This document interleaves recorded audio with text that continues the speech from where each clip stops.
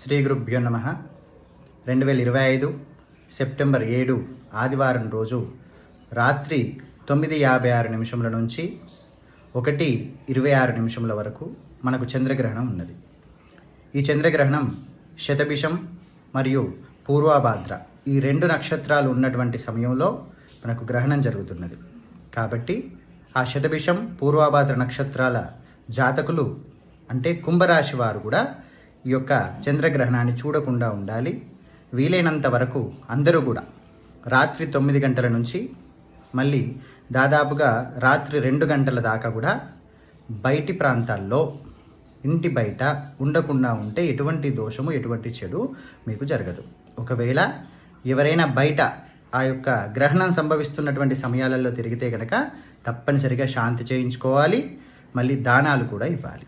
ఒకవేళ రాత్రి 9 గంటల నుంచి మళ్ళీ 2 గంటల లోపు మీరు ఇంట్లో ఉంటే కనుక ఎవరికి ఎటువంటి నష్టం లేదు. ఎటువంటి దానాలు శాంతులు చేయకుండా పెద్దగా సమస్యలు అయితే ఏం రావు. ముఖ్యంగా శతభిషం పూర్వభాద్ర ఈ నక్షత్రాల వాళ్ళు మాత్రం జాగ్రత్తగా ఉండండి, బయటికి వెళ్లకుండా ఉండండి. ఆ గ్రహణం సంభవిస్తున్న సమయంలో ఆ 2 నక్షత్రాలు కుంభరాశిలో ఉంటాయి కాబట్టి కుంభరాశి వాళ్ళు కూడా జాగ్రత్తగా ఉండడం మంచిది. గర్భిణీ స్త్రీలు నైటు గ్రహణం సంభవిస్తున్నటువంటి సమయం మొత్తం కూడా అంటే దాదాపుగా 9:56కు మనకు గ్రహణం మొదలైనా సరే 9 గంటల నుంచి రాత్రి 2 గంటల దాకా పడుకొని ఉండడం మంచిదమ్మా. మీకు ఎటువంటి ఇబ్బంది లేదు. చంద్రగ్రహణమే కాబట్టి పెద్దగా సమస్య ఏమి ఉండదు.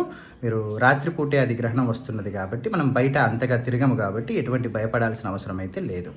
కాబట్టి మీరందరూ కూడా ఎటువంటి భయాలు పెట్టుకోకుండా రేపు అంటే సెప్టెంబరు 7వ తారీఖు ఆదివారం రోజున సాయంత్రము 6 గంటల లోపే భోజనాలు గిట్ల అందరూ మోహించుకోండి. 6 తర్వాత వీలైనంత వరకు తినకుండా ఉండడం మంచిది. చిన్నపిల్లలు పెద్దవాళ్ళంటే పర్లేదు, ఓ గంట అటో ఇటో వాళ్ళకి ఇబ్బంది ఏముండదు. కాబట్టి ఎవరైనా సరే రేపు మాత్రము రాత్రి 9 గంటల తర్వాత బయట తిరగకుండా ఉండడం చాలా మంచిది. ఒకవేళ మీరు బయటికి రాకపోయినా మేము దానాలు శాంతులు చేస్తాము అనుకుంటే ఇప్పుడు రేపటి నుంచి అంటే సెప్టెంబర్ 7 ఆదివారం నుంచి వారం లోపట మీరు ఇప్పుడు రాహువుకు సంబంధించినటువంటి మినుములు, చంద్రునికి సంబంధించినటువంటి బియ్యము కేజంబావు చొప్పున మీరు దానం ఇవ్వచ్చు. అదేవిధంగా చంద్రునికి సంబంధించినటువంటి ప్రతిమ, మళ్ళీ సర్పానికి సంబంధించినటువంటి ప్రతిమను దానంగా ఇవ్వచ్చు.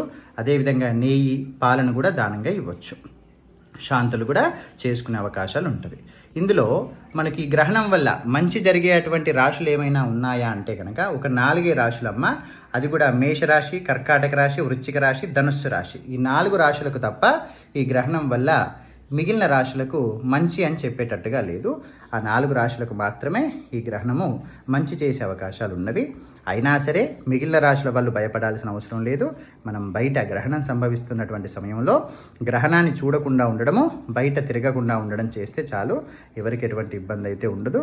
సర్వే జనా సుజనా భవంతు, సర్వే జనా సుఖినో భవంతు. శుభం.